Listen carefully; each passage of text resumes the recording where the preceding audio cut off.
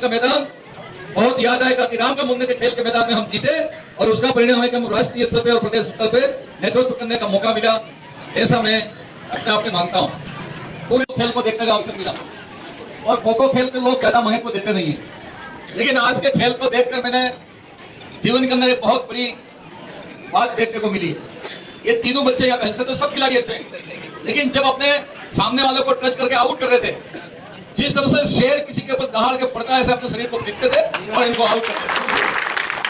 हाथ टूटेगा, पेट टूटेगा, सर टूटेगा, कोई आगे पीछे नहीं देख रहे। और कम समय में खो खो ने इतना आनंद दिया सबको।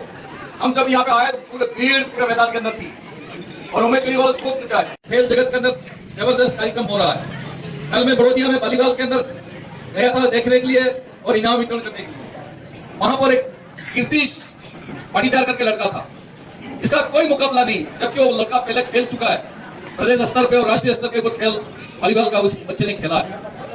इस वागड़ अंचल में प्रतिभाओं की कोई कमी नहीं है। अभी कुछ समय पहले प्रतापगढ़ की लड़की थी और हमारे आनंदपुरी डोकर के जमीन कटरा में डूब जाने की वजह से वो विस्थापित लोग थे।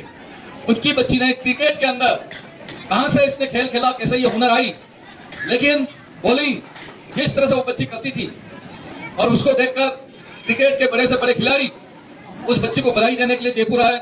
मुख्यमंत्री जी ने बच्ची को जयपुर बुलाई, खेल मंत्री जी ने बुलाई, वहां महिम राज्यपाल महोदय ने बच्ची को बुलाई और एकदम गरीब घर की बच्ची थी, लेकिन उस बच्ची ने इस वागड़ का नाम बहुत गौरव के साथ ऊंचा किया है, ऐसा मैं मानता हूं। साथियों, मेरे शिक्षक साथी भी यहाँ पर है।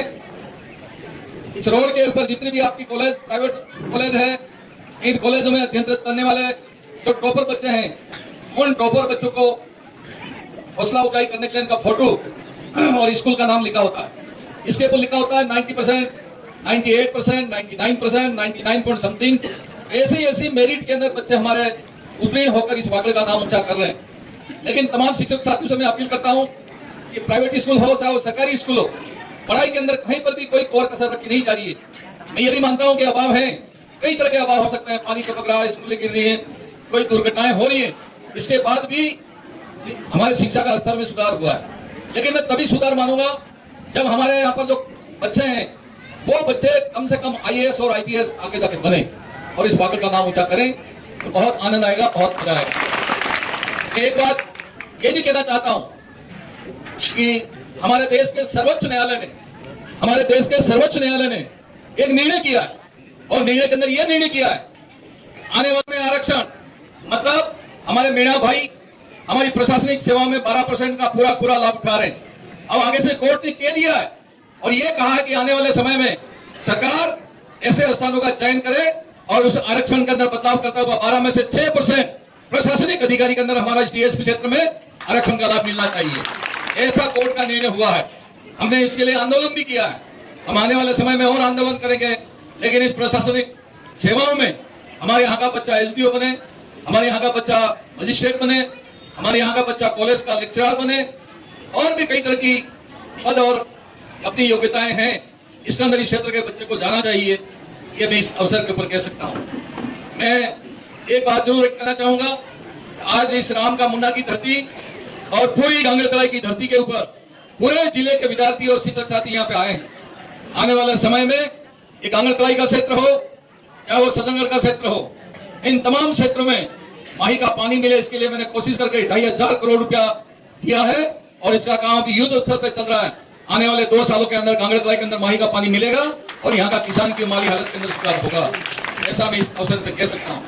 तमाम साथियों से मेरी अपील है कि साथियों, ये खो खो का खेल है, ये खेल हमारे ऊपर बराबर फिट होता है नेताओं के ऊपर, कौन किसको खो कर जाए इसका कोई पता नहीं लगे। तो ये हम जितने भी मंच पर बैठे हुए खो खो खेलते हुए लोग हैं, आपस में कभी हम चुनाव जीत जाते हैं, कभी चुनाव हार जाते हैं। खो खो के अंदर यही हो रहा है, खो खो चलता रहता है और खो खो में हम भी चलते रहते हैं। लेकिन शिक्षक साथियों, सच्चाई का साथ दो, ये वागड़ अंचल खराब हो रहा है, इसको आज ठीक करने की आवश्यकता है। ये अबोध बच्चे हैं, इसको किसी ने कह दिया कि 8वीं और 5वीं को नौकरी मिल जाएगी। मैं उम्मीद करता हूं कि नौकरी 8वीं और 5वीं को आज भी नहीं मिलेगी और कल भी नहीं मिलेगी। अभी परीक्षाएं हुई थी, उन परीक्षाओं में हमारे बच्चे नहीं पढ़े और नहीं पढ़ने की वजह से 319 हमारी LTC की सीटें खाली रह गई। 319 किसकी कमजोरी है? कौन इसको दूर करेगा? और 20 तारीख को या 21 तारीख को अब तक का बांसवाड़ा का सबसे बड़ा बजट 21,000 करोड़ का 50,000 करोड़ का बजट पावर प्लांट के लिए बांसुड़ा में आ रहा है और इसके शुभारंभ के लिए देश के लोकप्रिय प्रधानमंत्री जी नरेंद्र मोदी जी आने वाले हैं। एक और हमने 16 जून 2013 को कानून बना दिया कि बाहर का कोई व्यक्ति नहीं आएगा, नौकरी करेगा तो हमारा स्थान है, आपकी नौकरी करेगा। लेकिन आज कांगड़तलाई की ITI पूरी खाली है, आनंदपुरी की ITI खाली है, बागीदोड़ा की ITI खाली है, सज्जनगढ़ की ITI खाली है, बांसवाड़ा का इंजीनियरिंग कॉलेज खाली है, बांसवाड़ा का पॉलिटेक्निक कॉलेज और बागीदोड़ा का पॉलिटेक्निक कॉलेज खाली पड़ा है।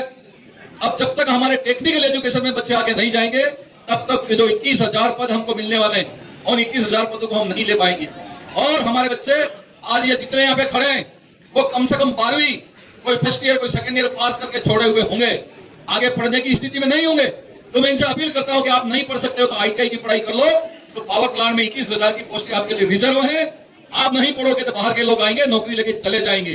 किस तरह से हरदेव जी जोशी जी ने माही का डैम बना दिया, लेकिन हरदेव जोशी ओवरसीयर नहीं बना सकता था, JN नहीं बना सकता था हरदेव जी जोशी, और इसलिए बाहर के लोग आए, हमारे क्षेत्र की नौकरियां खा गए। यही स्थिति अगर हमने सत्तूर होकर समय रहते हुए हमने अगर 30 और कदम नहीं बढ़ाया तो जो 21,000 पद हैं वो भी दूसरे लोग हमारे ले जाएंगे। इसलिए समझने की कोशिश करो, सही क्या है गलत क्या है उसको भी समझने की कोशिश करो। यही मैं इस अवसर पर कह सकता हूं। इन 3 बच्चों को मैंने बुलाया है, तीनों बच्चों को मैं 1,000 रुपया इनाम देना चाहता हूं। सबका